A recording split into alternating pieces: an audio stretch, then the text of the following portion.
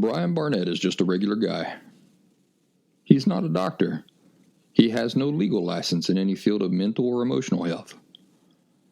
Brian Barnett merely shares the insights he's gained from his personal experiences for anybody who may choose to use such information as he or she personally chooses, while accepting full responsibility for his or her own individual thoughts, feelings, behaviors, and actions.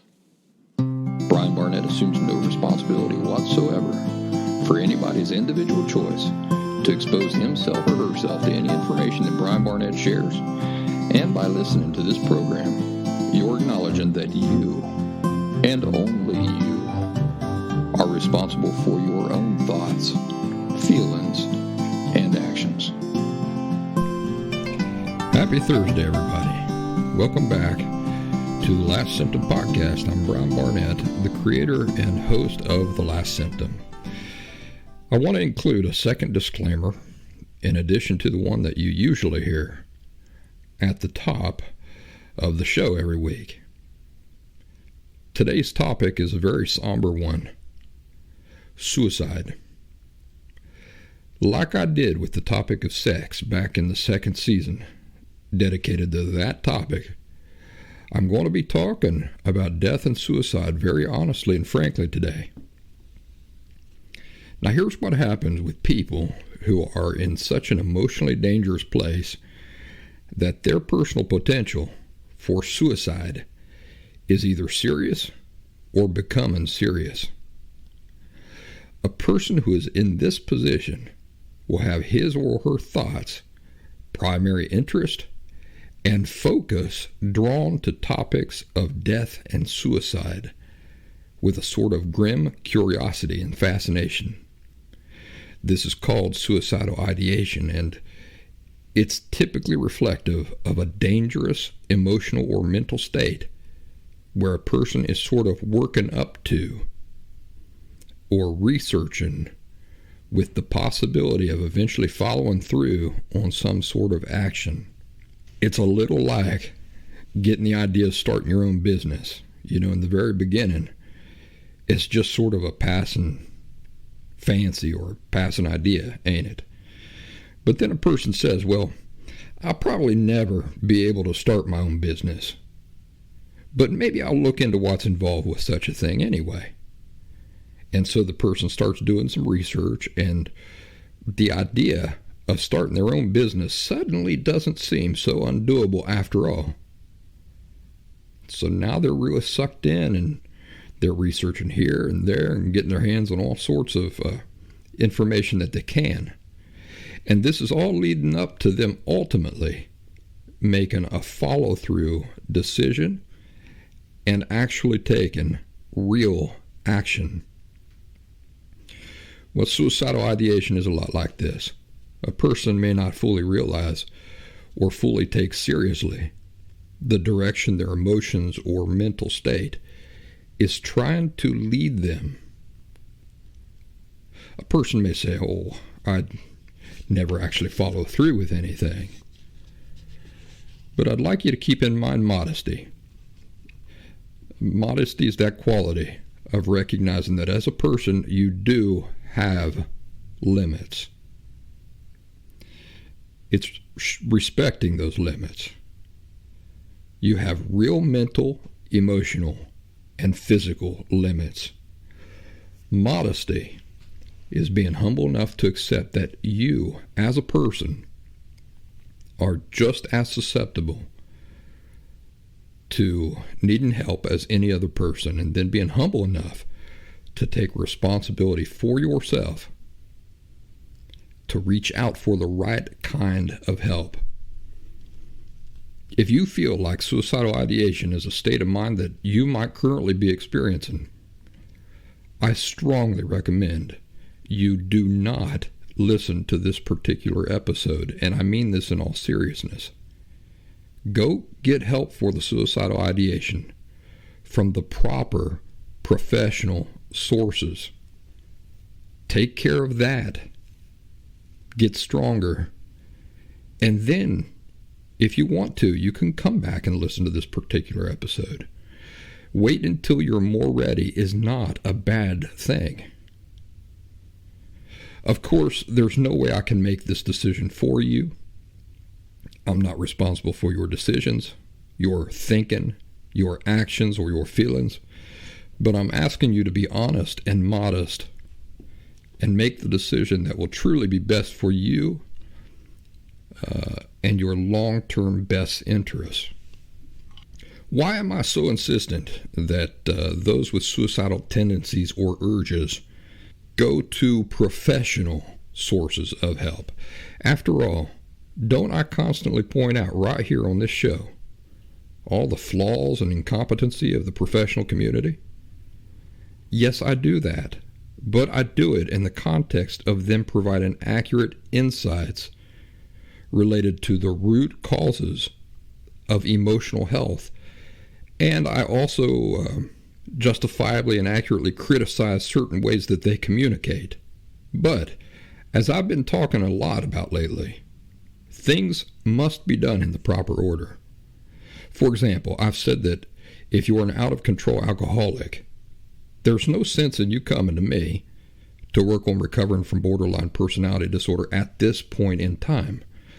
Because if you're drunk all day and night, you can't give this work the type of clear thought and inner attention and mindfulness that it absolutely requires. So then doing things in the right order would mean go on and getting your drinking under control, which means completely giving it up. All right, let's not beat around the bush here.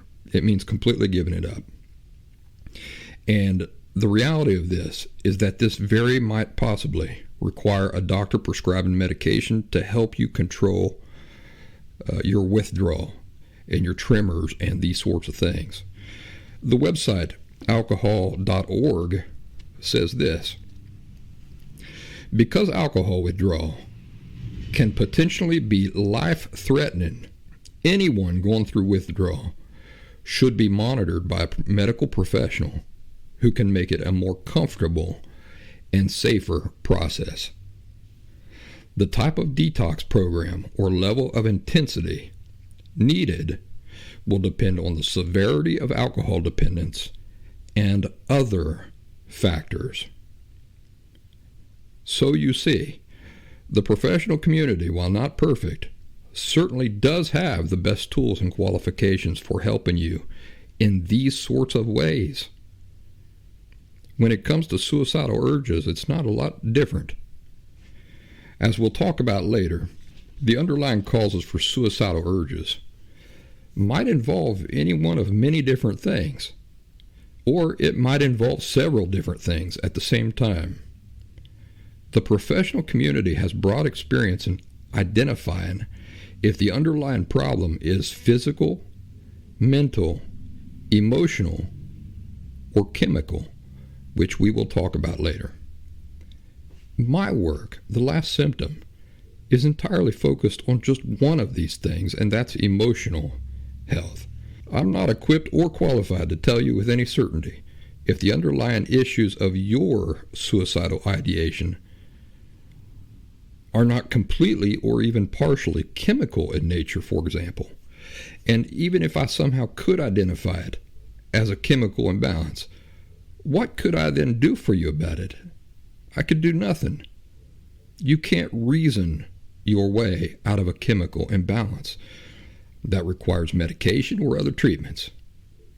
This is why it's so important not to play around with your life by being hesitant for any reason to reach out to the proper professional resources that are out there available to you specifically for when you're experiencing these sorts of conditions like suicidal ideation. The purpose of this particular episode of The Last Symptom is not intended for anybody's entertainment, nor is it to feed anybody's unhealthy curiosity. As always, you yourself are responsible for everything involving you. It is your responsibility to honestly evaluate your reasons for listening to this episode and to take action to reach out for help through the appropriate, available professional resources if you come to the conclusion that it's necessary. In fact, whether you're choosing to listen to this show at all is entirely your responsibility. I have no control over what you choose to listen to, or over what is or is not going on inside of you, your feelings, or any of these things. So again, I'm asking each listener to please be honest with yourself. Honestly evaluate your personal needs, your personal motivations, and where you personally are emotionally. If you don't think that the timing of this type of conversation is good for you, please don't listen. Don't be so immodest that you resist reaching out for help from the appropriate groups, professional groups and organizations that is freely and openly available to you. Am I the person that you should be looking to for help if you're having suicidal thoughts or suicidal ideation? No, I absolutely am not. There are professional hotlines and free services galore that are in place specifically for such a situation. It is your responsibility to take care of yourself by taking advantage of such services. Since my audience is incredibly diverse and multinational, I ain't going to provide you a specific number for you, because whichever one I could choose might not even work for you. And besides that, it's not even my responsibility to do your work for you. That's your responsibility. But you can access the appropriate services specific to your personal area with a simple search on any internet search engine of your preference. I personally like DuckDuckGo because of their top-rate privacy practices. I stopped using Google a year ago, and my life is much better for it. Although I may not know you personally, I do still care about you. However, my caring for real means not doing anything to enable or contribute to your continued unhealthy approaches to life, such as viewing others as responsible for you and your decisions, fake helplessness, failure to proactively act in your own best interests, and so forth. You doing the things that are necessary for your own well-being is not somebody else's responsibility. It is your responsibility, and I expect you to live up to that responsibility. Having said these things, I'll now briefly go through the normal weekly announcements that we always do, and that should give you plenty of time to decide whether or not you're going to continue listening to today's episode. Whatever you decide, you alone are responsible for that decision, and I accept no responsibility whatsoever for any thinking, feelings, decisions, or behaviors of yours. TheLastSymptom.com is my website full of free resources, and I hope that all people will take advantage of it. I was just explaining to somebody the other day that my job with The Last Symptom is a real juggling act sometimes. This is because I'm a one-man show. So anytime I'm dedicating attention to one aspect of it, this is time being taken away from some other aspect of it. So maybe articles don't appear in the article library over at thelastsymptom.com as often as some would like. But that's only because I'm doing 19 million other things to keep my overall body of work well-rounded. The outline for this weekly show you're listening to right now sometimes takes several days to develop just by itself. This particular outline took 4 days, almost 10-hour days. I wanted to, it's very nuanced, this conversation we're having today, and I wanted to get it right. There are regular video series, live chats, and live streams that I create weekly for those in the Last Symptom online community, in addition to this weekly podcast.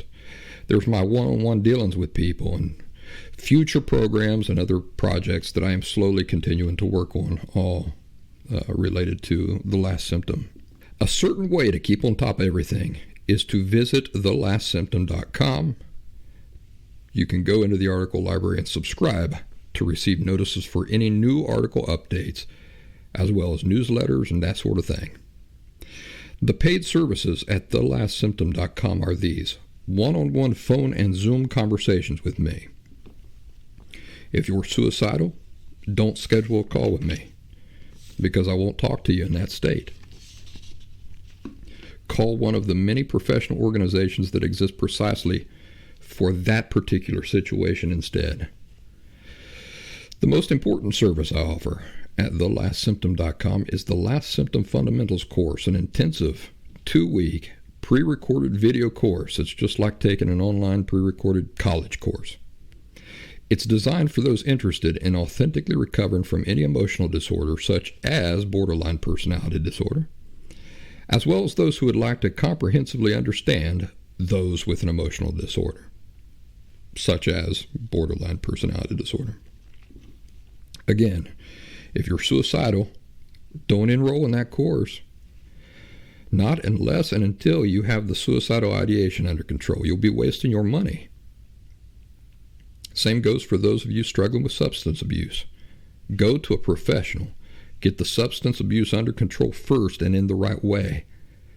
And then you can come back and take the Last Symptom Fundamentals course if you're still interested.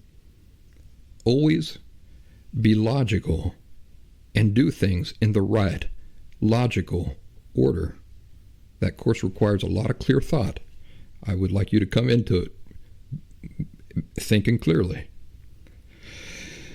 Our thriving The Last Symptom online community is no longer on Facebook. It's instead on Locals, Locals. You can join us by typing thelastsymptom.locals.com into your web browser.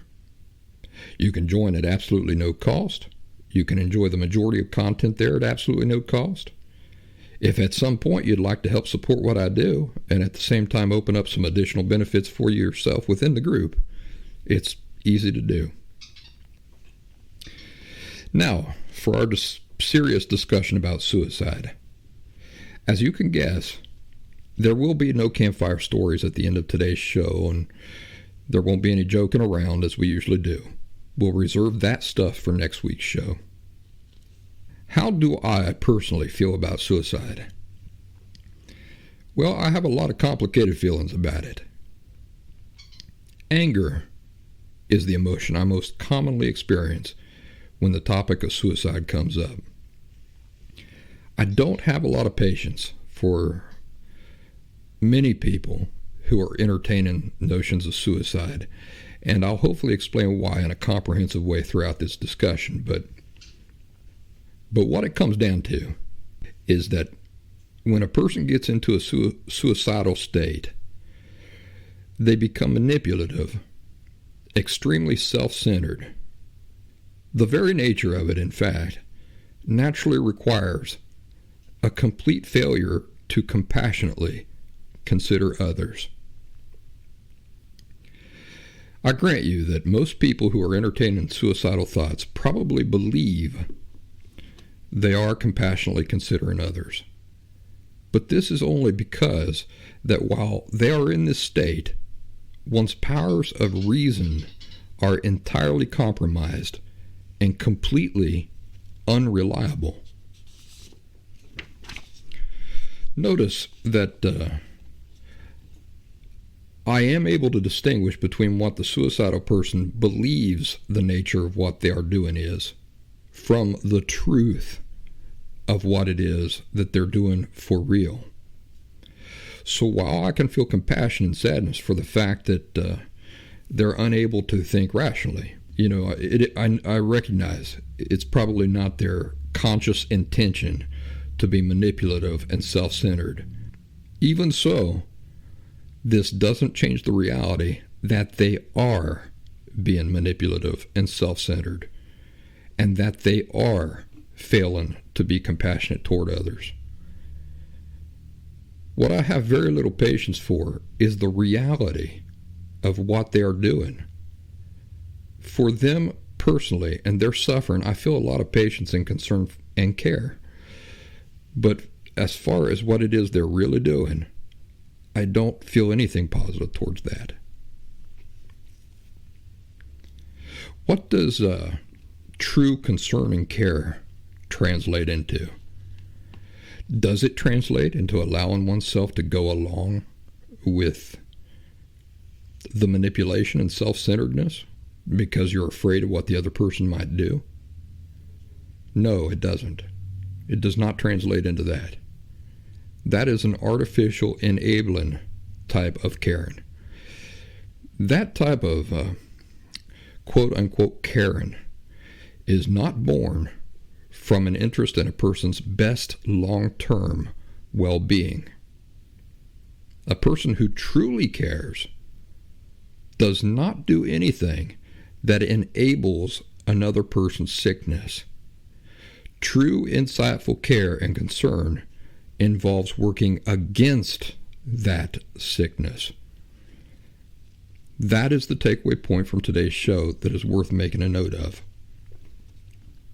True, insightful care and concern always involves working against the problem. It does not involve cooperating with the problem. False care enables. It works like this. Doing things in a way that might appear uncaring makes you feel bad. Because you don't like feeling bad, you're willing to do things that appear caring, but that in reality allows the other person to remain unhealthy and never get better.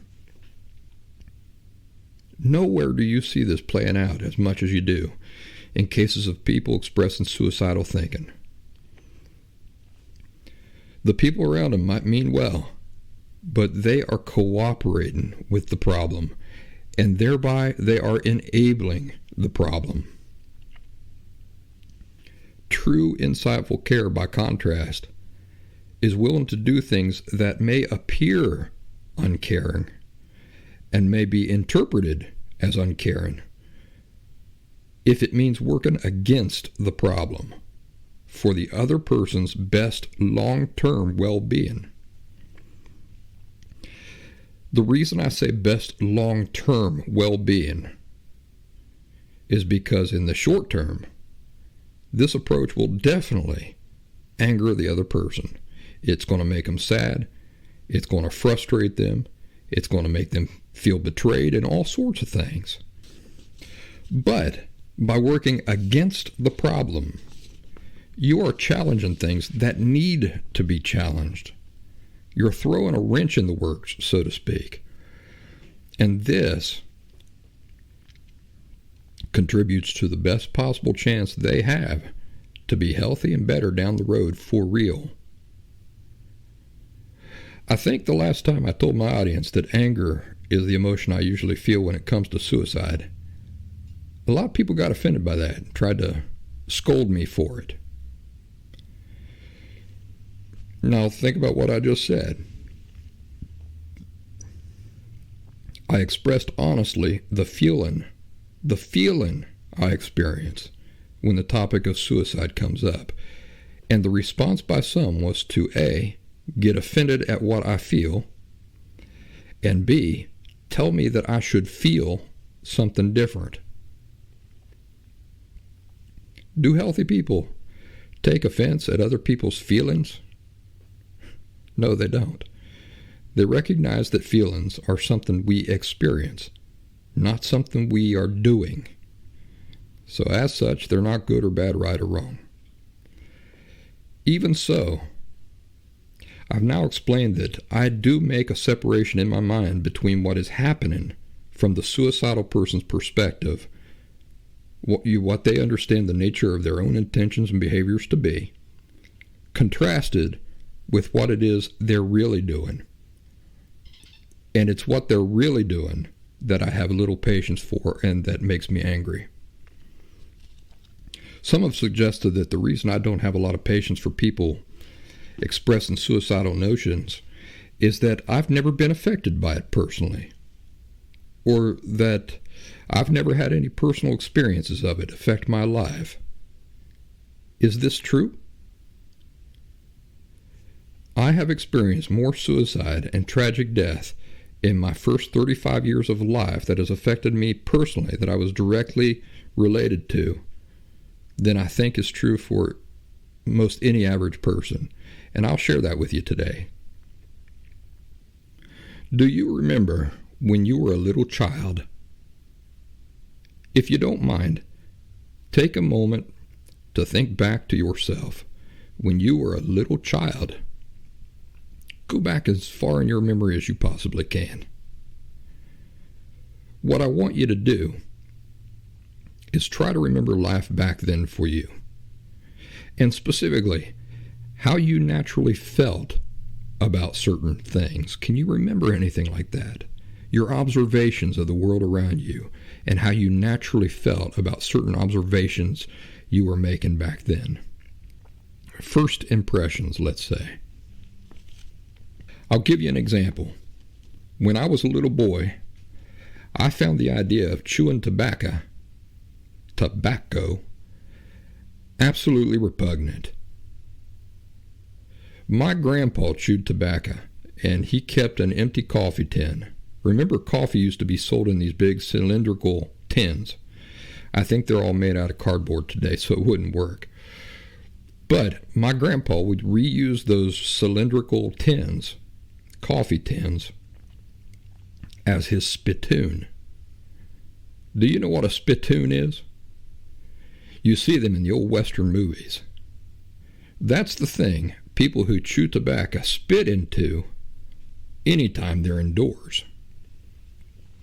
Well, my grandpappy would take those empty coffee tins and put them beside the couch where he would nap.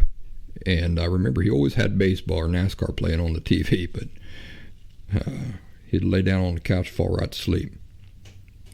And he would fall asleep with a big old jaw of tobacco in his cheek, and the coffee can sitting right there next to the couch, so he could just lean over and spit it down into the coffee can.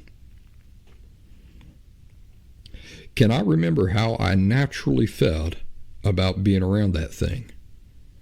Yes, I can. I felt completely repulsed.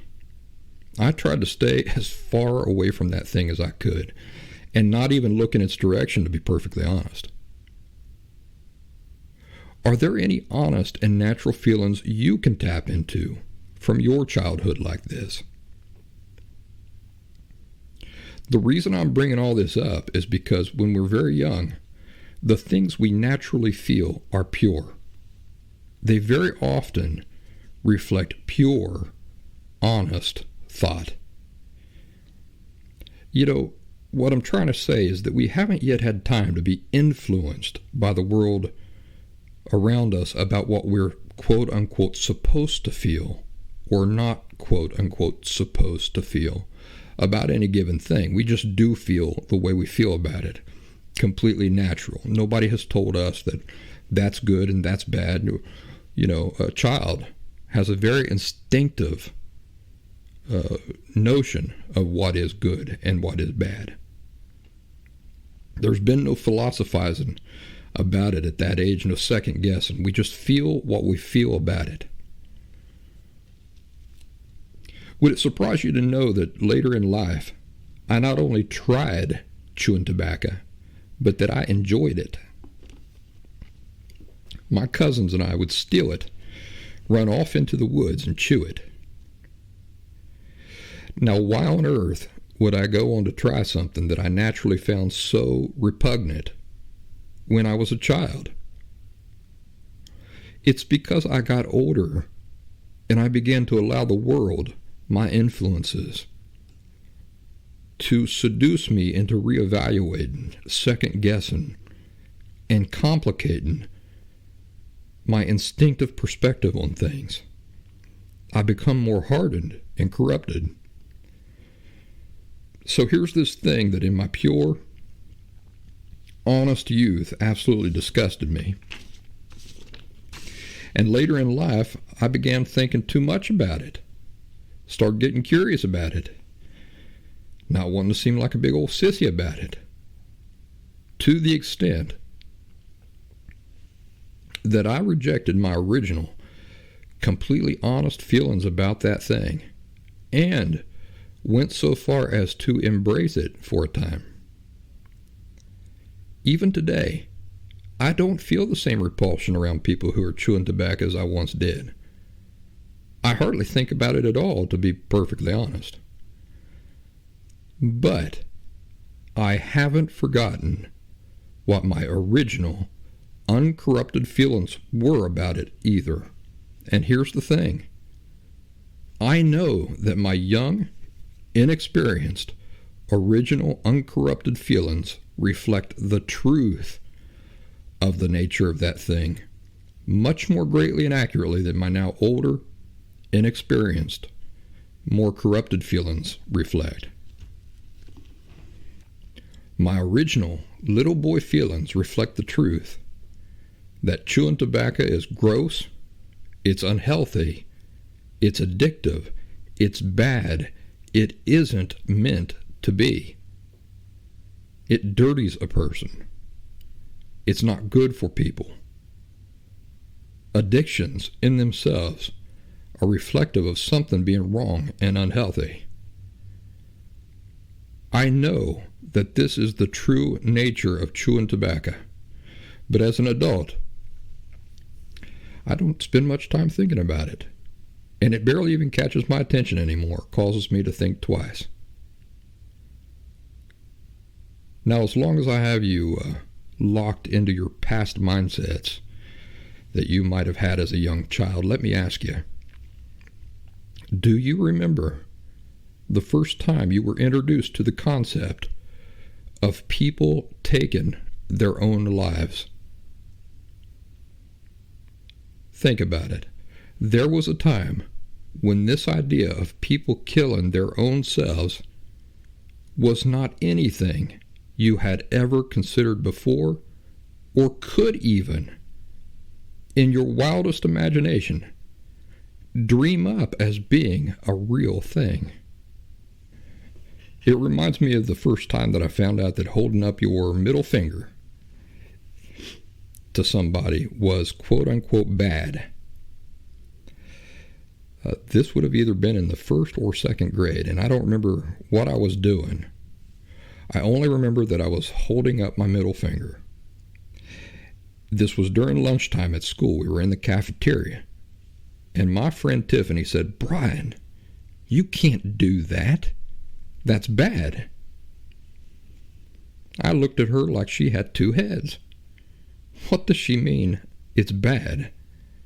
How can my finger, which is a part of my hand that I was born with, and that is something every single other person in this room has and was also born with, and that has all this mobility so that I can fold fingers or move fingers any way I like, how can my finger be something bad? Makes absolutely no sense at all, and I completely reject the idea that there can be any truth to this. So I started flipping people off left and right to see what the reactions would be. And sure enough, I found out pretty quickly that society says that's bad. To this day, I think it's ridiculous. It's not even real, you know. It's only real insofar as much as all the people around you make it real. Like money being worth the number printed on it. That's all imaginary too, you know. In real life, that paper isn't worth any more than the paper you fold your used chewing gum up with and toss in the trash. So it's not the finger that's the problem. It's the people around you who at some point in their lives were introduced to the idea, believed it, accepted it without question, who are the problem. And now, I'm the problem too. because I contribute to this totally ridiculous notion every time I take offense at seeing somebody raise their middle finger to me. Do you remember the time before you become aware that people killing their own selves was a real thing? Just the fact that on your own, it never ever occurred to you that people killing their own selves could possibly be a thing should tell you something. It should tell you the same thing that my young self figured out about tobacco a long, long time ago. The reason it never occurred to you is because it's an abomination. It's not supposed to be. If you can remember back to the time when you went from living in a world where suicide was not even a possibility within your imagination to the moment, or let's say approximate age, when you were first introduced to it as a real thing, I wonder if you can remember how that made you feel. I can remember how it made me feel. At first, I felt the same way I did about the idea that my middle finger could be quote-unquote bad. There's just no way that can be true. There's just no way. I reject it. Then when it became clear to me that suicide really is a thing people do, my feelings went from disbelief to terrible gloom, almost a sickness in my stomach at the thought of it, and then to anger and even fear. Yeah, fear. I remember looking around at the school bus full of kids that day and trying to come to terms with the reality that some of them might one day do this to themselves at some far-off future date. What if I one day did something like that? How can you even protect yourself from such a thing when you have so much living ahead of you and no possible way to anticipate years ahead of time where your thoughts and feelings might end up and know to steer them away from there plenty of time in advance, or to avoid certain situations altogether plenty of time in advance?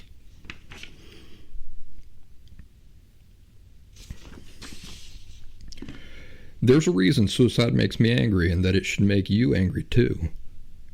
It's an abomination. It's not meant to exist. This isn't to say that I can't also feel empathy, understanding, and compassion toward the people that are in danger of doing it, or who have actually followed through with it. But again, you have to understand that this empathy and compassion I'm talking about is in the context of understanding the healthy reality of life. It's a reality, whether you accept it as a reality or not.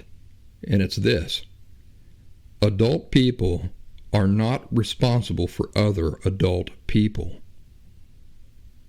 Also, the only people who go from unhealthy to healthy are those who make this happen for themselves. In other words, nobody who does not help themselves can be helped. So while I do feel compassion and care, I never let this override my understanding of these healthy realities that are always in play, whether I acknowledge them or not. People are responsible for their own selves, and nobody who does not help themselves can be helped.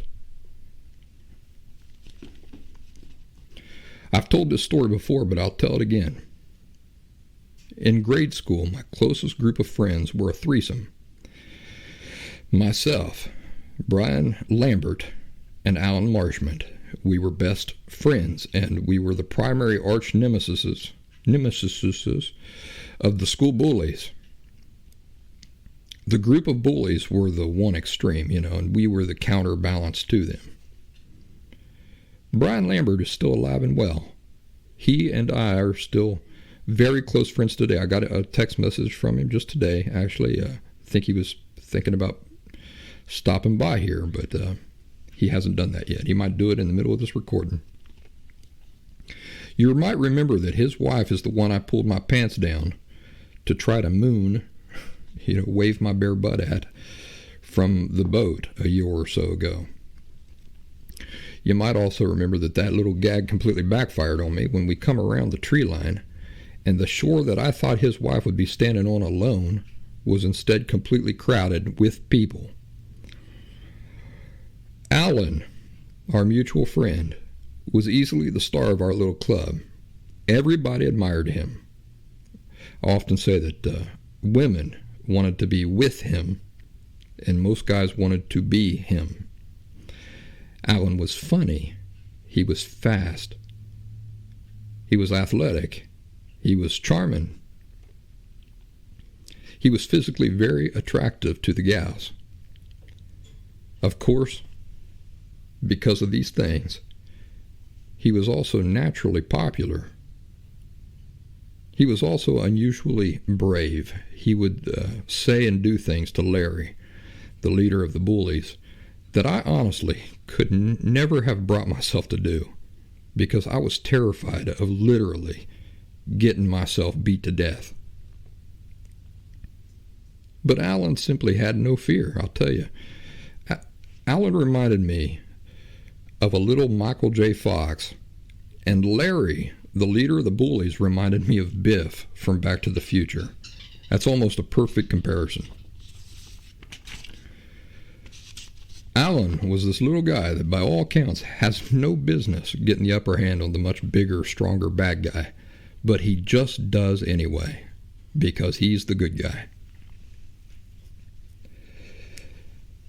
Alan used to do this thing where he would bring small American flags to school, or I remember he would do this with baseball cards too, and he would put them inside plastic sandwich bags, bury them in the ground, and then draw maps to where these things were buried, as well as the dates that he was allowed to go back and try to find them. And usually those dates were like a year in the future. This is something that I've done with my own daughter for fun. All these years later, 35 years later, and it's something that I totally stole from Alan. When we got into high school, because Alan, Lambert, and I were all assigned to different classes and schedules, we drifted apart.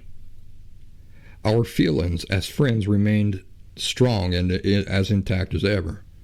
But the time we spent with each other and that aspect of our relationship really weakened. Then came graduation. I was living in the city. Years were flying by, without any of us talking to each other. One evening in the summer of 1999, I had invited all my friends from back home to join me a mile or so back in the woods on the family property for a weekend camp out. So we were all out there with our beer and banjos. Late at night, when my dad shows up out of nowhere, he had walked through the dark woods and he found us by the light of our bonfire. He said to me, your friend Brian Lambert is on the phone back at the house. This is before cell phones were a thing, so Lambert either didn't have my phone number back in the city, or he had already called there, and upon getting no answer, he decided to call my parents instead. Whatever the case, I couldn't imagine for the life of me what Lambert could possibly be calling about. When I asked, my dad told me that apparently Alan Marshman had killed himself. Well, if you can imagine, this was like getting slapped upside the head. It was probably, I wouldn't say probably, it was the most shocking news I had ever received in my life up to this point. I went racing through the dark woods, the mile or so back toward the house, to call Lambert to find out what this was all about. And that night he gave me the details. Alan had been going through a divorce and not taking it very well. Let's provide some context here. In 1999, me, Alan, and Lambert would have been in our early 20s. So, Alan's already gotten married and he's already going through a divorce. From what I remember Lambert telling me that night, 6 months or so had passed since their separation. And Alan realized he's not taking things very well. So he goes and he checks himself into a place where they have him on a suicide watch. This is a place where they are supposed to be checking on him every 30 minutes or so, or every hour, or something like that. And he killed himself within the window of time between 2 different checkups. I've never gotten a straight answer on how exactly he did it, but the best I've been able to gather is that he did it by hanging. So he probably used a bedsheet or something. Over the years, I have gone to great trouble to find information on Alan, and I've never been able to turn up anything. It's almost like he never even existed. Just this week, as I was preparing this outline, I did a pretty hard search for any information about my old friend, and again, I couldn't find anything. The closest I came up with was information about his older brother. I have this memory of Alan. He had this naturally very dark skin. Straight hair, dark skin. And we were sitting out on the playground one day after school. He was waiting for his mom to pick him up. I'd never seen his mom. And so we were on the swing sets, me, him, and Lambert, and just telling jokes, just living, having a good time. You know, we just loved each other's company and fed off each other well. When his mom pulled up, he says, "All right, guys, I got to go." And I said, "Wait a second, that's your mom?" He said, "Yeah, it's my mom. She pulled up in a station wagon, and she was a white woman with brown hair." And I said, "That's your mom?" He said, "Yeah, that's my mom." And I said, "I thought you were black."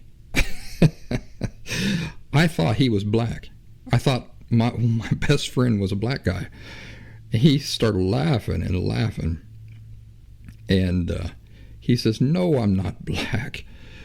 And man, he teased me for that for years. But when I saw his mom was whiter than I am.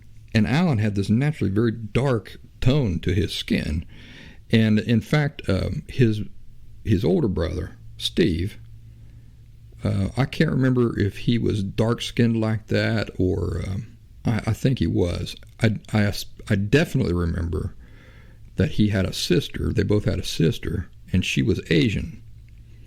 So Alan never talked about being adopted, but I'm wondering if he was. He did not have a father.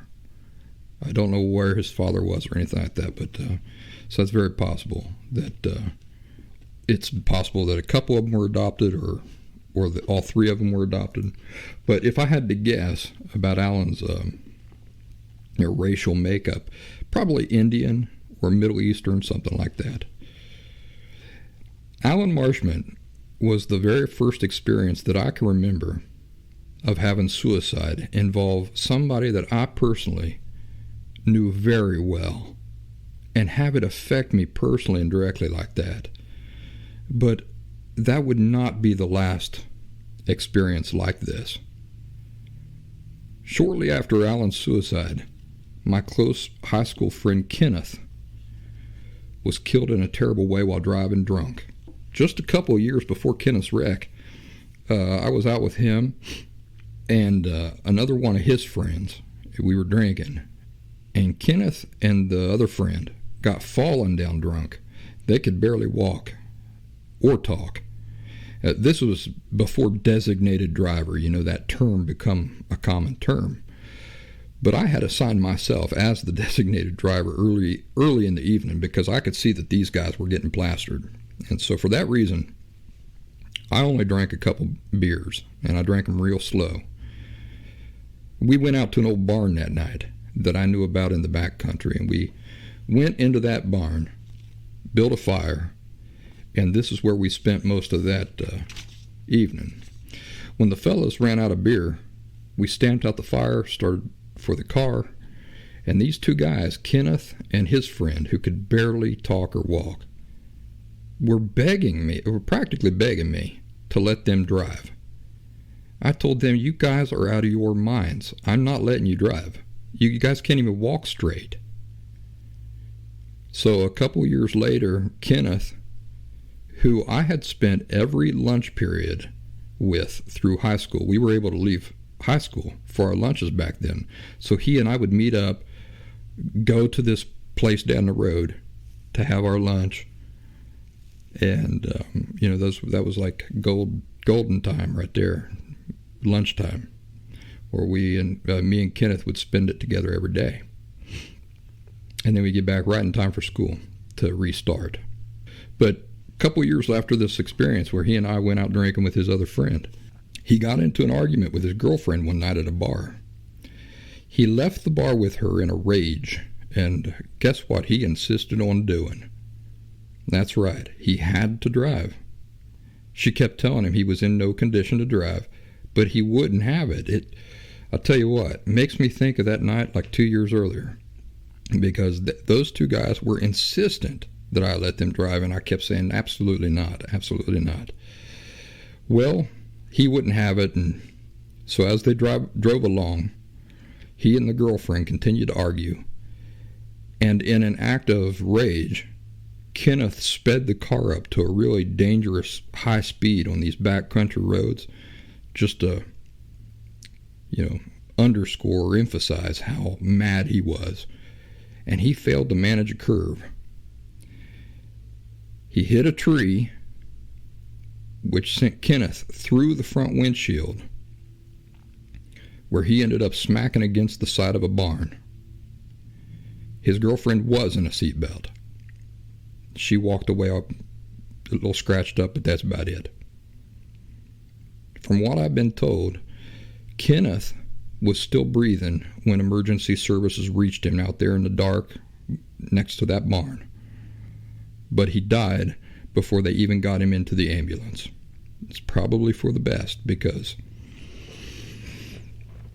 even if he had survived, it probably would not have been much of a life. Trey was a young married man with young daughters. His wife was my high school crush, who I spent years daydreaming about marrying. Cindy is her name, and my family is friends with her family. Cindy and I have known each other for most of our lives. When she married Trey, I'll admit that I hated his guts just a teeny bit. But as time went on, I did get to see that he was actually a really great person. He was a great husband and a really great dad to his daughters. By this time, I was now living in Philadelphia. I was married to my ex-wife, Diana, and just living life. One day, I get a call. From what I understand, Trey was supporting himself and his family by delivering overflow packages that FedEx couldn't handle. Remember, this is all rural area back home. So apparently FedEx would hire contractors for some of their overflow work. Well, this morning, Trey was up way before sunrise, heating up the engine to the fully loaded box truck that he drove for these jobs. Cindy and the kids were warm in their beds and asleep inside the house. Suddenly, Cindy woke up to a piercing scream outside, and when she ran out there, she found Trey lying in the driveway with his skull split open and the truck against a tree down at the end of their sloping driveway with the engine still running. What it seems happened is that Trey forgot something inside the house, and so he got out, left the truck running, but not fully in gear. He didn't know it wasn't fully in gear. And he walked out around the front of the truck where it started rolling, knocking him over and running over his head, killing him. I talked to my dad about this just a couple of months after it happened while Diana and I were back home on a visit, and I very clearly remember him saying, "It's almost impossible to comprehend. I mean, why did it have to run over his head? It couldn't have just knocked him down and run over his leg or something?" I'll never forget that, and it's something I think about a lot. The way that whole thing played out is just hard to wrap your brain around. Even all these years later, it's still something that is hard for me to wrap my head around. So many things had to happen just as they did, in just that order, for that result. It's unbelievably tragic, and my daughter is now about the age that his daughters were when they lost their father. Can you imagine the emotional pain, and mental pain too, that they all had to endure as a family? Cindy going to bed one night and waking up the next morning with her world entirely upside down and changed for forever. Trey was extremely close to another friend of ours named John. John was older than both Trey and me by about 30 years. I had known John and his family for most of my life. He was a friend of my dad, and his wife was a friend of my mom. And John was sort of like an uncle to me. And now that I remember it, John's young son was pretty close friends with my brother. In the decade leading up to Trey's accident, John and Trey had developed a really close friendship. I'm talking beyond just inviting each other's families over for supper from time to time. They actually had a real close friendship. Once, when I was a teenager, I had gotten into trouble for skipping school, which was epic, by the way. I'll have to tell you about that sometime. But anyway, for today's conversation, it's enough to know that I skipped school on a couple of occasions. And on one time, the last time, which was epic, I got caught and I was in all sorts of hot water over it.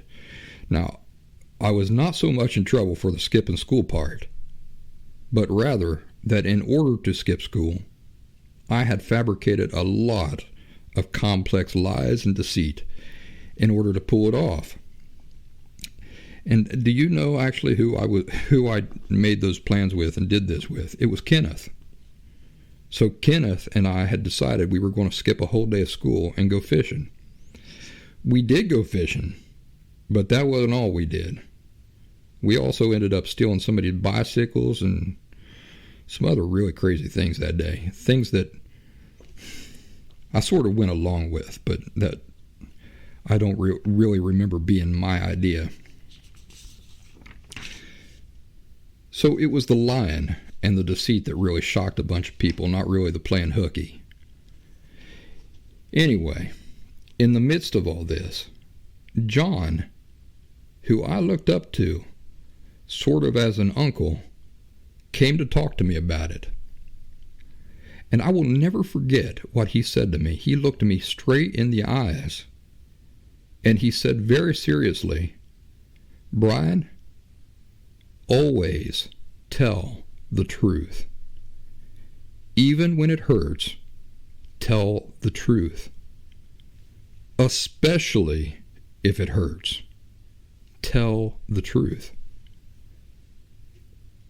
With that in mind, let me tell you that about a year after Trey's accident, they found John hanging by a rope off the back deck of the house that he and his wife were living in. He left behind his beautiful, loving, loyal wife of probably 40 years or more, as well as his young adult son and daughter. That morning he had gotten up extremely early out of bed, and as he was leaving the room, his wife asked him, "What are you doing?" "I'm going to go out and do some work on the car," he said.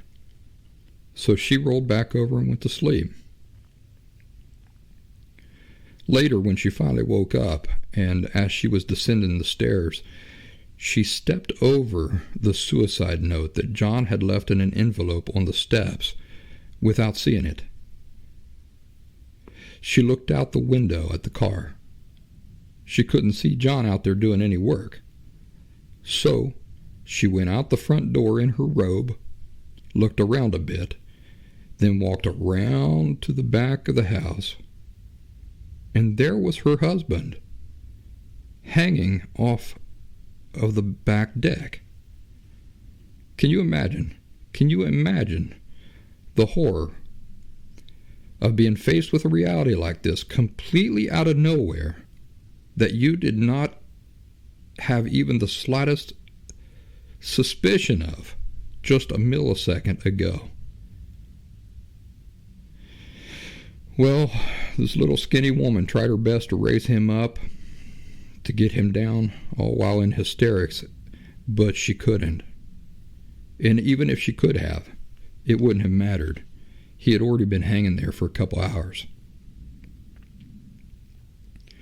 Later, from what I've been told, in one of John's briefcases, they found a collection of unused suicide notes dating back as far as 20 years previous to the day when he actually followed through. That means that when he looked me in the eyes and said to me, "Brian, always tell the truth, even when it hurts, tell the truth.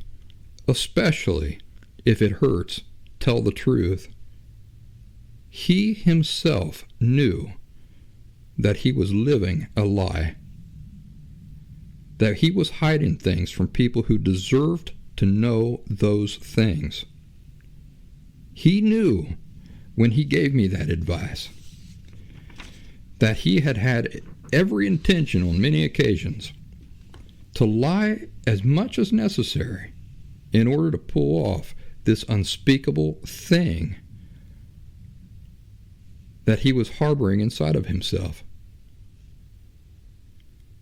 There's more to this story. It turns out that the day before John killed himself, he was in Huntington, West Virginia, spending the day with his mom and his sister. He took them out to dinner, and then he took them to see a movie together. And afterwards, as they were driving back to his car, he told his elderly mother, who was driving, "Pull over here to the hardware store." "What do you need in there?" his mom and sister asked. "Oh, just nothing, just a few little things," he says. So he went in and bought the rope that he hung himself with the very next morning. Now, how do you suppose this affected his elderly mom and his sister? Knowing and having to live with the knowing that they were the ones who drove him to the hardware store so that he could buy the rope that he would use to kill himself. Do you suppose that this was all coincidence? No, it wasn't coincidence. It was the precise planning of a very unhealthy person. Of course, John imagined the effect of this on his mother and sister. He knew exactly what he was doing. He did it this way on purpose. He was going for maximum effect. He wanted to leave in a way to generate a maximum amount of guilt and grief on his behalf, directed toward himself. Even knowing he wasn't going to be around to soak it in, he was taking a sick, unhealthy comfort or even pleasure in imagining people experiencing these things after he would be gone. Extremely selfish, manipulative, and self-centered. As I said before, I'm certain that John rationalized these things in his mind as being something they were not. that does not change what they really were. I feel sorrow and compassion for the man himself, but I'm angry at what he did nevertheless. It was selfish, manipulative, and self-centered, and it showed a staggering lack of compassion for his wife, his children, his mother, his sister, and his friends. It's interesting that in each of these examples I'm giving you today, not just the couple I've mentioned here, but the ones we've yet to talk about, if you asked me to describe the underlying causes for each example, I would probably give you a different and distinct underlying cause for each and every one. So when wondering about the whys and reasons for suicide, there may be lots of factors that causes. For example, in the case of Alan, I would guess that emotional health was the underlying cause. In fact, I strongly suspect that he had lived with an emotional disorder for all of his life, the same as I had, unaware, and the divorce that he went through precipitated the same sort of life crisis for him that I later experienced in my mid-30s. Whereas the pain for Alan was so intense that he ultimately committed suicide, I don't believe the pain that I experienced in my own case was any less intense. It was excruciating. It was the worst pain I've ever experienced in my life.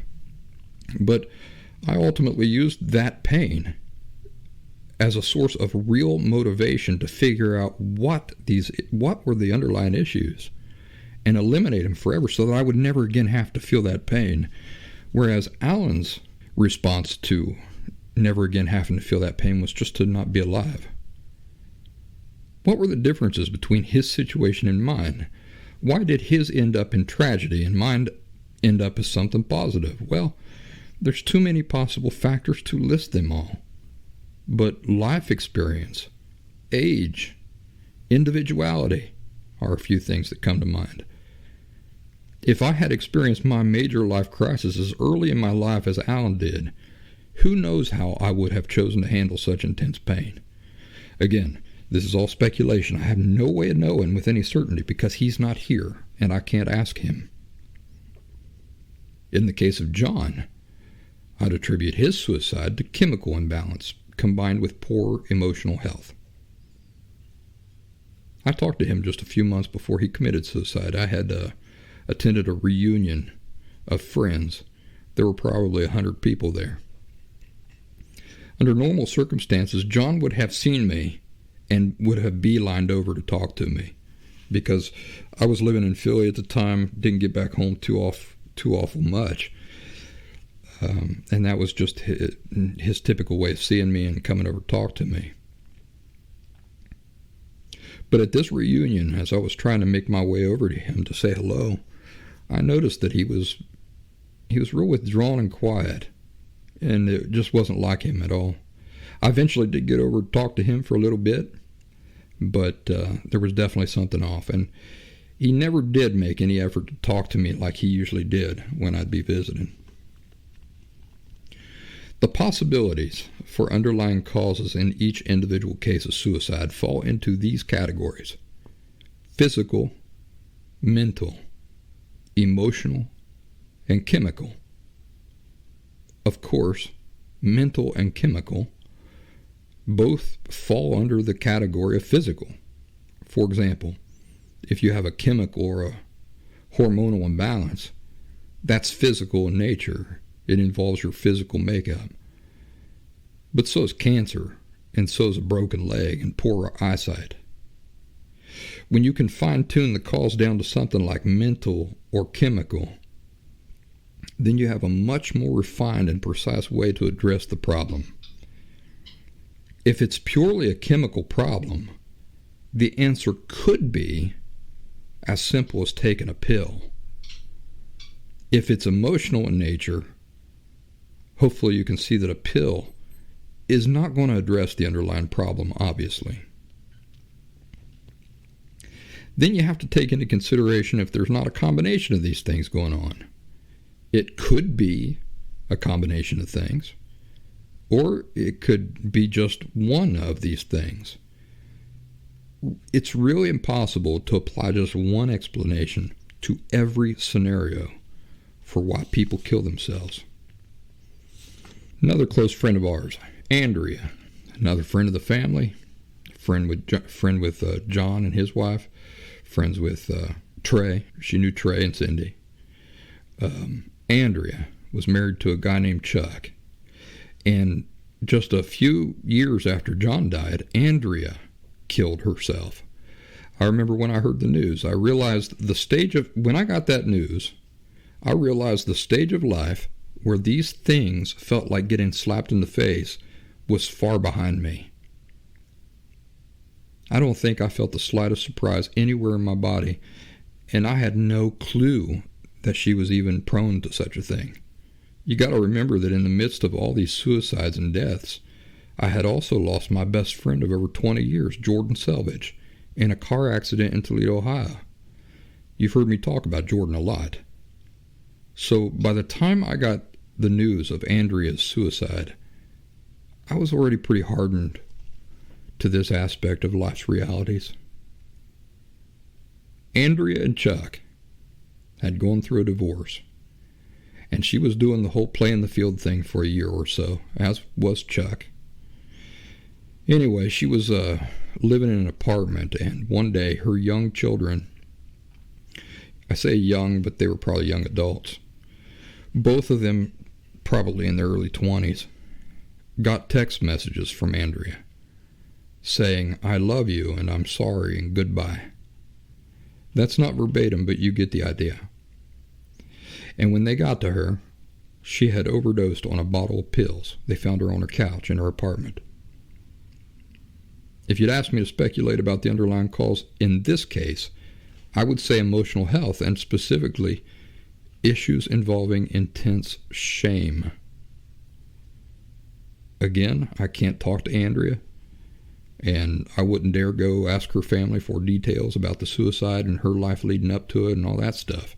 So there's no way for me or anybody else to pinpoint the exact cause, the exact underlying cause for her suicide with any certainty. About a year ago, I was talking to somebody who told me they had discovered my work with the last symptom through a friend. The friend had said, "You got to follow this last symptom guy's work." So the woman did.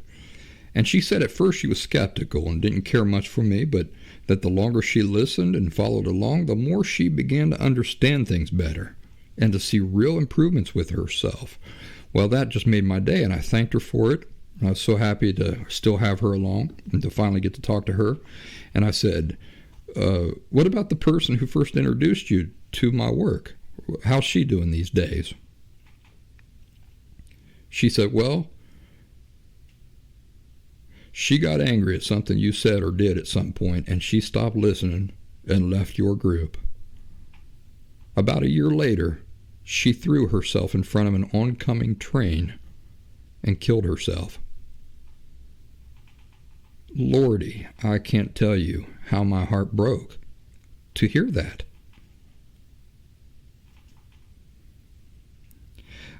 I think I used up most of my shock and surprise for one lifetime, but I probably shouldn't say that, because I'm sure that life has plenty of both good and bad surprises still in store. Let me tell you that I have never seriously considered taking my own life. Yes, in times of great gloom and misery, I have briefly imagined such things. Probably every person alive has at some point or another imagined that. But I've never seriously considered it, in the sense of it ever being anything that any part of me ever took seriously. But I did have an experience where I was headed that direction. Remember back at the beginning of the show, we talked about suicidal ideation. There's a reason I can speak about what that's like so intimately. It's because I intimately experienced it personally. I very vaguely remember making some reference to this way back in the first season of this show, but I can't remember the context or the extent to which I spoke about it. I was 23, and I was new to the city, and just recently married to my first ex-wife, Katrina. Looking back, there seemed to be an accumulation of things that contributed to me falling into this emotional state where I begun to have this suicidal ideation. For one, I did have borderline personality disorder at this point in my life, and it would be another 12 years before I would even begin to learn that about myself. So I was already dealing with tremendous feelings of shame and a lack of inherent worth, and this had been true for years. So all of that had been accumulating for a lifetime and taking its toll. Secondly, Alan Marshman had just recently committed suicide around that time, and this had battered me.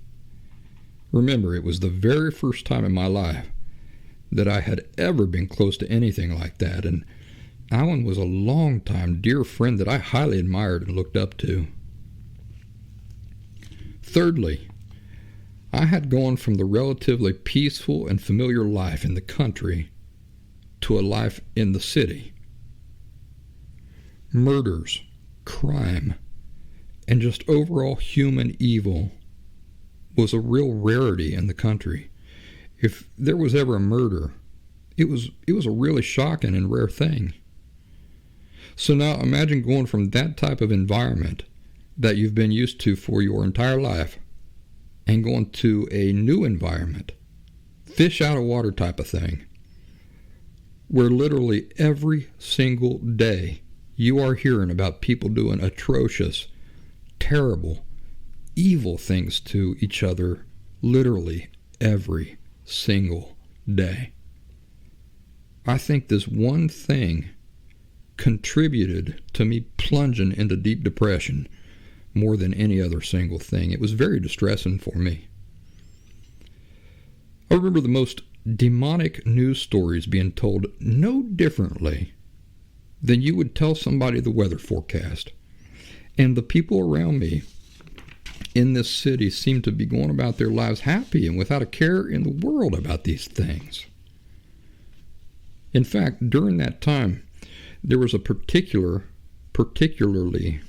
I shouldn't even type out that word, and I know I can't say it, disturbing thing that happened where a married, middle-aged family man with his own young daughters, a guy that everybody described as just this wonderful, upstanding family man, of course,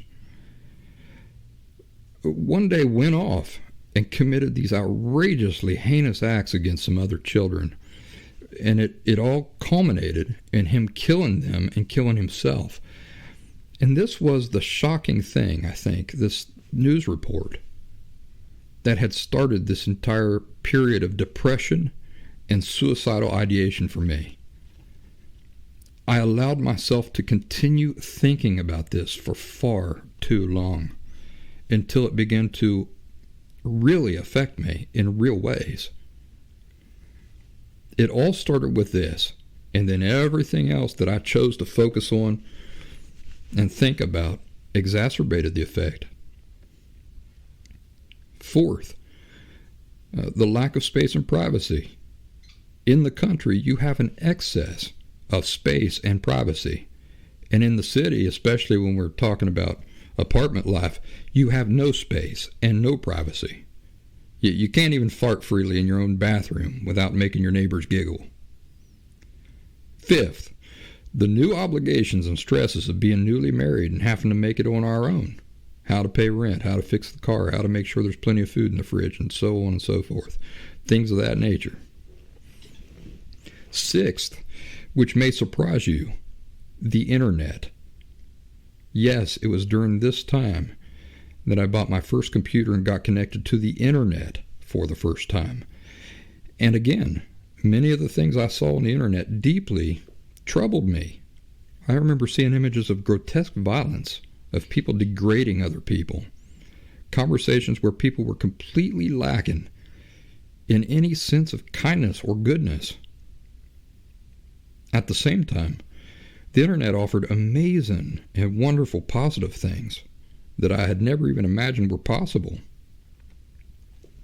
I remember calling a friend of mine long distance, back when long distance calling was a thing, over my computer, and just being completely blown away by the fact that I could do such a thing and that it would cost me not a penny more than my regular internet bill.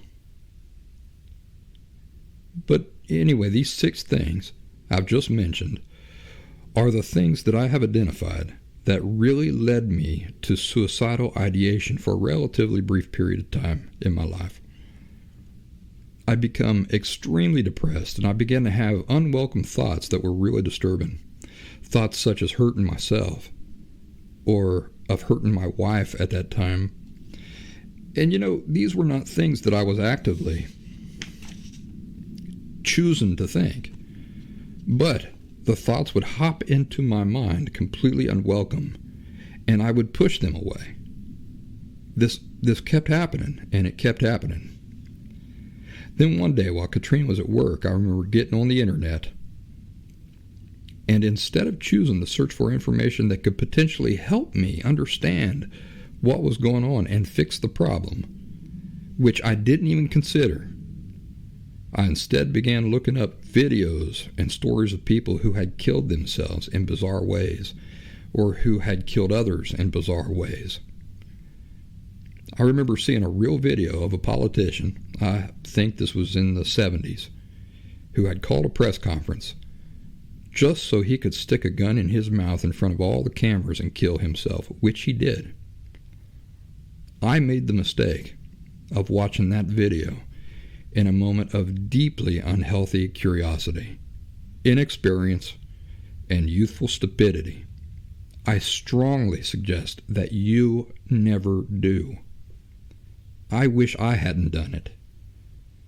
Once you put something like that in your head, that's where it stays for forever. This suicidal ideation continued for probably a few months, and I, like many people, was telling myself that I had this all under control. I'm strong. I can handle anything. But it got so bad, these crazy, scary, unwelcome thoughts, and my feeling of profound depression, that one day I got honest with myself. I remember thinking about that day when I was a little kid, looking out at the school bus full of other kids, scared for them and for all of us. And imagining, how do you even protect yourself from such a thing that can apparently creep up on anybody? And this memory of me looking out at all the kids and remembering myself as a little kid, I, for a moment, found some modesty.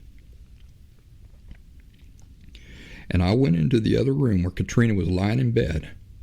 Our marriage by this point was already on the rocks. We were already having tremendous trouble by this point. But she was still somebody I could trust to want to help me if she could. And I sat on the side of the bed next to her and I said, Katrina, I need to talk to you about something. She sat up and she said, sure, what is it? And I told her everything. I told her the types of thoughts that I had been having, that I thought I was experiencing some deep depression. I'd never been depressed before that I knew of. Not like this anyway, and it was something new for me and worrisome.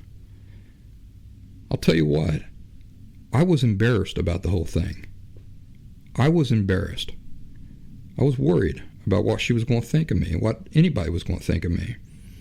I was worried of being seen as crazy. But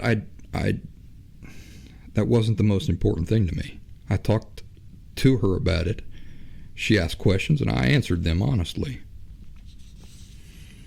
This one thing really helped tremendously.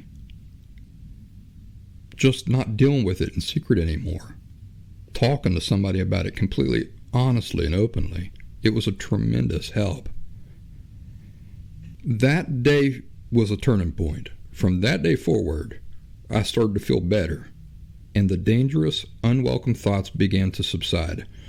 Of course, now that Katrina knew what was going on inside of me, she was treating me with a lot of understanding and patience and kindness, asking me how I was feeling regularly, and those sorts of things. And that surely helped pull me out of that scary period as well. This makes me think back to John and his briefcase full of suicide letters dating back 20 years or more. One thing I know for sure is that literally nobody, not his wife, not his kids, nobody, had any inkling of a notion that he was dealing with these sorts of thoughts. Apparently, in all of his life, John never found it within himself to talk to somebody else or to seek out help or understanding. Apparently, all the way up to the end, over a period of more than 2 decades, this man clung to the idea that he was in total control, that he could do this himself, that he didn't need anybody else, that seeking help was weak, worrying about what other people would think of him, and so forth. In other words, John was a very immodest man. He did not accept that he had limitations or what those limitations were, and he wasn't content to work within the confines of those limits. This man who prided himself on his strong notions of right and wrong could not even see that every choice he was making was a complete betrayal of his notions of right and wrong. I have no doubt that he had all sorts of explanations in mind for why his particular circumstances didn't apply and were an exception. But that's only because he wasn't thinking straight at all. When you're closed up like that and have nobody to bounce your way of thinking off of course you can justify anything. You can explain anything, and it all makes perfect sense to you. You're not allowing any outside perspectives or arguments. So there's no system whatsoever of checks and balances. The worst thing any of us as individuals can do in any situation is to clam up and think we can figure it out for ourselves and handle every single thing in private. Imagine if John had not kept all these things secret inside of himself, and if he had relented and demonstrated enough modesty and humility to talk to his wife openly and honestly about what it was he was dealing with. The very first year he began to experience these things, imagine that. He might have experienced the same sort of instant relief that I did and have gone on to never have to deal with those same unwelcome thoughts again. It's totally possible. We'll never know, but one thing we can say for sure is that it most certainly could not have had a worse outcome than the way he handled it. You see, he had absolutely nothing to lose by choosing to let people in to try to help him. But even having absolutely nothing to lose, he apparently couldn't muster up enough modesty and humility to do it. I called my mentor, Dave Selvage, after John killed himself. Dave, of course, knew John well. And I said, "What do you think about all this?" And Dave said he wasn't in his right mind. The very act of one killing himself or herself is an act of somebody unable to think clearly and rationally. I agree with Dave. No matter what the underlying cause is, be it physical, mental, emotional, or chemical, the effect in the end is the same: an inability to think clearly and rationally. In all these cases, the person surely believes They have thought it all through perfectly, rationally, and clearly, but it only seems that way to them because their very thinking ability itself is completely compromised and completely unreliable. That's why it's so important to get outside help. I remember seeing a documentary once about one of the only people ever to jump off the Golden Gate Bridge in San Francisco in an attempt to commit suicide and ultimately survive. He was a young guy when he did it. He spent weeks thinking about it, and the day he got to the bridge, he walked the bridge a handful of times, thinking it over and over and over. When the time came, and he leapt over the railing, he says that as soon as his hand left the railing, his mind became totally clear, and he could see that every single thing he had rationalized leading up to this was complete and utter nonsense. In other words, in that split moment, he went from all of these thoughts seeming to make perfect sense to suddenly seeing that they didn't make a single lick of sense at all. But by then it was too late. He straightened out his body in an attempt to hit the water as clean as possible, but he still ended up breaking both of his legs, breaking ribs, suffering a concussion, and all sorts of just terrible things. There just happened to be a boat nearby that came by and got him out of the water when he floated back up to the surface. That man was very, very happy to still be alive to be interviewed years later. I've seen it said that the absolute worst time to commit suicide is when you most feel like committing suicide. Why do you reckon that is?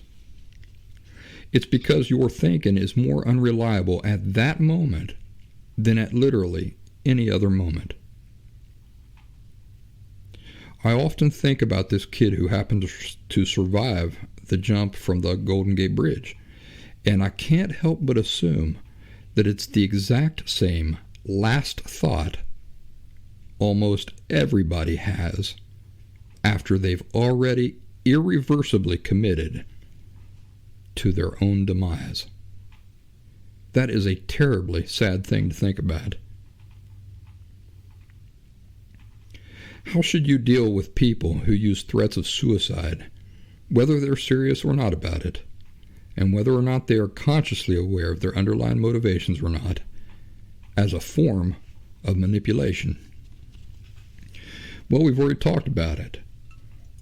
To cooperate with such a thing may allow you to avoid hurting the person's feelings in the short term, and it may allow you to go to bed that night not feeling bad. But I would just like you to ask yourself how you can possibly be content knowing that you are enabling this person's misery and contributing to their ongoing suicidal ideations. Remember, true care fights against these things. It doesn't cooperate with them. True care and concern is perfectly willing to appear cold and uncaring in the short term in order to handle a situation in a way that's best for a suffering person in the long term. Very early on in my work with the last symptom, people would come into my group and want to use the group to talk about suicide, but not in an honest, healthy, or constructive way. Their intentions were not to get real help in the interest of really doing whatever was necessary to get healthy.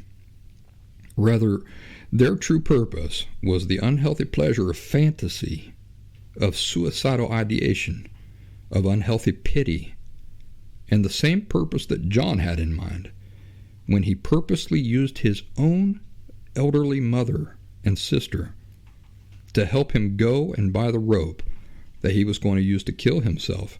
That is, to force a sense of responsibility and concern for himself and his own well-being upon other people.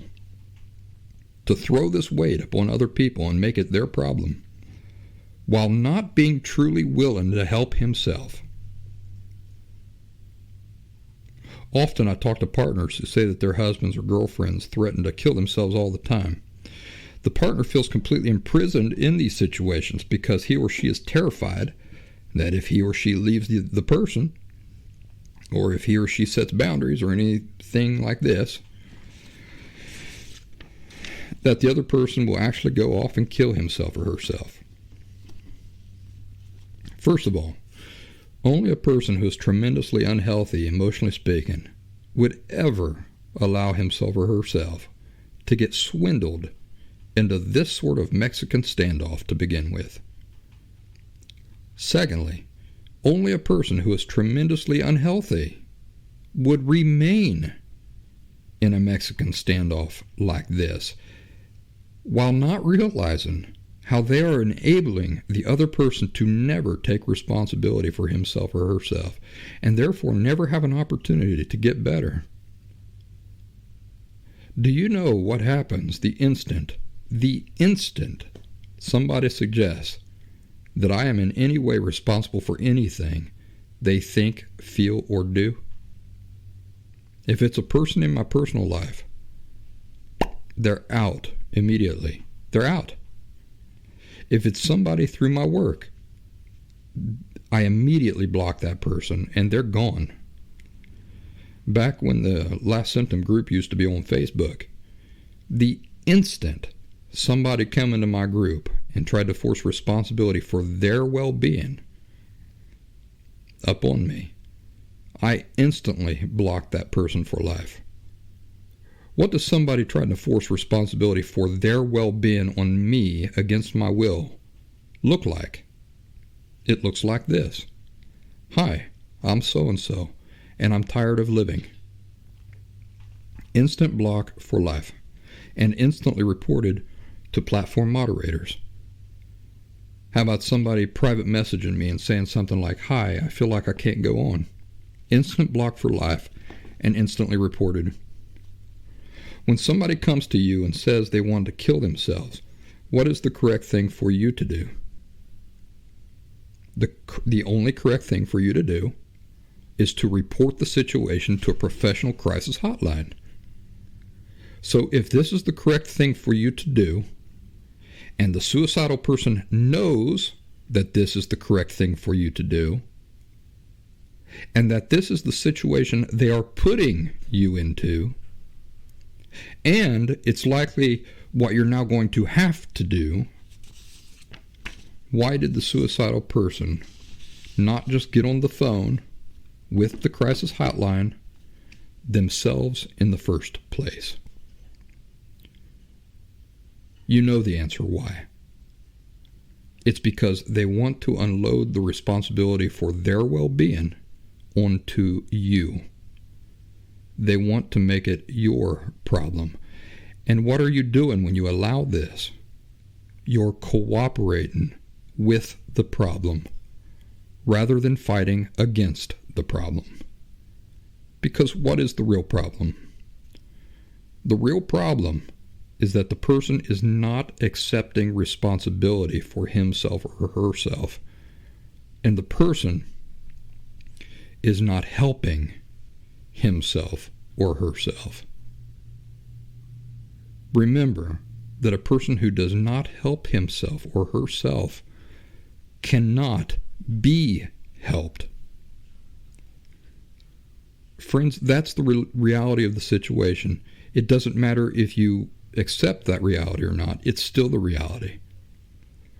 So when you allow this sort of manipulation, what are you enabling? You're enabling a person not helping himself or herself. They are refusing to accept responsibility for a thing that only they are responsible for, and they are manipulating you into taking responsibility for it. Can people who have other people doing things for them get better when the necessary ingredient to the whole thing is that they do it for themselves? The answer is no. Now, you may think that this shows a lack of empathy on my part, or maybe you think that after I just got done talking about how John should have shown modesty and opened up and talked to somebody, that I'm contradicting myself. But what you don't understand is a person's real motivation for reaching out to me that way in the first place, and what their intentions are, whether they know it or not. Their real intentions are manipulation for their own unhealthy purposes. Their intentions are not to get better. John should have talked openly and honestly with his wife first. She deserved that information, and she can't access it without him sharing it with her, right? Whatever I'm thinking, literally, anything can be going on inside of me. And how are you to know what's going on inside of me unless I tell you? Well, John's wife was his partner in life. She deserved that information. It was important information. It had affected them both. It affected the whole family.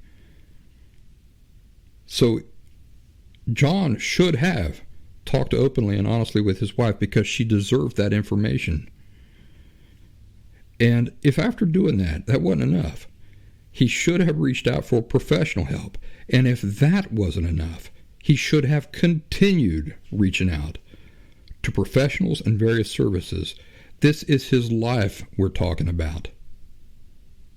A person who is serious about getting help opens up honestly and humbly to those who deserve to know what's going on inside of them that affects them, and then continues to help himself or herself by taking advantage of the multitude of totally free resources set up and available for exactly these sorts of specific situations provided by trained professionals. What takes more time and effort? Typing suicide hotlines into a search engine and then making a call? Or introducing yourself to complete strangers on an internet group and telling them that you want to kill yourself? Which one is a greater demonstration of somebody wanting help for real? Which is easier and demonstrates a real desire for help? Putting others into a situation and making that call for you, or you just making the call yourself? A person who is serious about getting help first helps himself or herself. In fact, it's the only way it works at all. No matter how much you wish you could do these things for them, you can't. And trying only enables and cooperates with the underlying illness. The reason I have very little patience for people who claim to be suicidal who really are is because whether or not they can think straight, the real manifestations of what they're dealing with is manipulation, feigning helplessness, trying to get people to do things for them that only matters if they do it for themselves. And all of this is built upon extremely selfish, self-centered, unhealthy, self-serving thinking and behaviors. Those of you who are thinking that all this means I don't care, you're not listening. I do care. And everything I just said is still true. So the first time a husband threatens to kill himself if a wife goes through with a divorce, and she allows this to influence her into changing her mind, she's just fed the monster. She's now enabled this type of dangerous and unhealthy thinking and manipulation, and has cooperated with it. Suicide is no joke. It's one of the most serious things I can imagine. For people to use their own lives as a manipulation tool, or something to garner pity, or as an excuse to avoid accepting responsibility is a very offensive thing to me. At the same time, I recognize that the manipulation and these other underlying things are being done unconsciously, so I don't judge such people harshly. I don't judge them as people harshly. I distinguish between what they are doing and who they are. What does the law of individual inherent rights, responsibility, and authority tell us? It tells us the truth, that you don't have any responsibility or authority over other adult human beings. They're going to do what they're going to do, and there's absolutely nothing you can do about it. There never has been anything you could do about it, and there never will be anything you can do about it. If somebody wants to kill himself or herself, he or she will. As the example of Alan clearly demonstrates. He was in an institution where they were checking up on him all the time. Doesn't matter. He wanted to do it. He found a way to do it. John and Andrea's examples clearly demonstrate the same. If somebody wants to kill himself or herself, he or she will. And who's responsible for it? Only they are responsible for that. We can be pained, and we can try to help, as long as that help does not involve unhealthy elements of enabling or of cooperating with what is keeping them unhealthy or sick. So basically we can help in ways that are the complete opposite of what most people think is help. That's how you can help, by doing almost the exact opposite of what everybody out there thinks is help. But the whole responsibility of the thing lies on the individual, not on you. And the only part of anything that makes any difference whatsoever is whether they are helping themselves first. They have to be helping themselves first. They have to be proactively taking an interest in that and taking action on that for themselves first.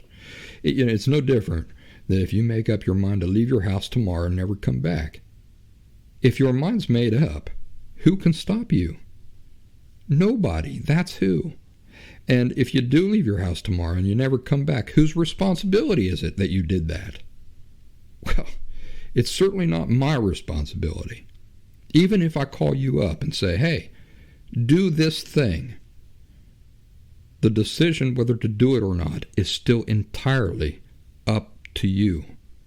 If you do it, your doing it is your responsibility, whether I said for you to do it or not. Because no matter what I said, the choice was still entirely in your hands. Do you know that when I was going through my divorce with my ex-wife Diana, this is in Philadelphia, I pulled this on her one night in a last-ditch effort, panic, to prevent her from divorcing me. Nobody could find where I was, and she was calling and calling my phone, and finally I answered, and I said something completely stupid, like, I'm thinking about ending it all if this divorce goes ahead. Remember, at no time during this borderline personality disorder crisis did I ever once seriously consider physically hurting myself. So what I was clearly doing was I was trying to manipulate her, to imprison her into this situation where I would force the responsibility for the outcome of my well-being, which, remember, only I'm responsible for, up on her.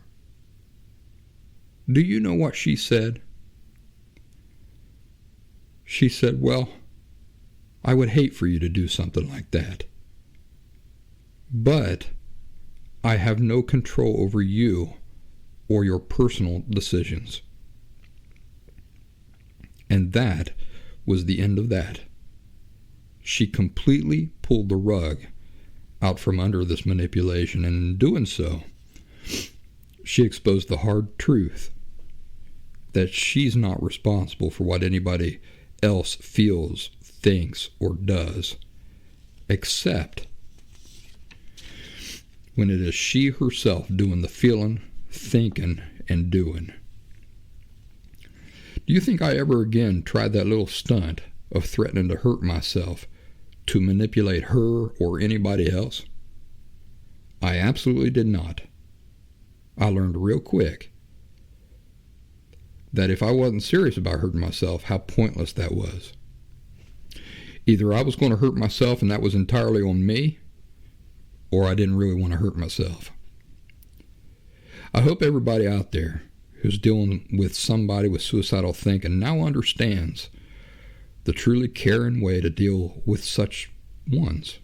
And I hope that those of you who are yourselves dealing with suicidal thinking now have the courage to accept the responsibility that only belongs to you to proactively take the steering wheel and begin to help yourselves by being in charge of your own care, by reaching out to the correct professional organizations to get that care, to humble yourselves, show modesty. If the first people you talk to aren't enough, talk to more people. If they're not enough, talk to more people. This is your life we're talking about. See doctors. Examine all the different possibilities that where this could be originating from. Don't give up until you have zeroed in on the true underlying causes of what it is you're dealing with, these suicidal thoughts. One common concern by many when struggling with suicidal feelings is their reputations. They worry about there being some sort of record out there linking them to these struggles for forever. Well, don't come to me talking that way, because I don't have any patience or sympathy for that sort of thinking at all. Screw your reputation. If your reputation is that you have never struggled with any physical, mental, emotional, or chemical issue, your reputation is a total lie. So how much value does your reputation have? You're listening right now to a person who for the past 4 years has openly and freely shared more humiliating details of my personal crisis and recovery than maybe anybody else you listen to, with thousands upon thousands of total strangers. My reputation is actually harmonious with the truth of who I am for the first time in my life. Wouldn't you like that too? Reputations built upon total fabrications and lies and denial are utterly worthless. So don't come to me with that thinking it carries any weight. I don't care. I don't care if you're worried about your reputation. You need to carry less about your reputation. You need to carry more about your life and your emotional health or your mental health or your physical health or whatever. There's no honor whatsoever in keeping your struggles a secret and pretending they don't exist.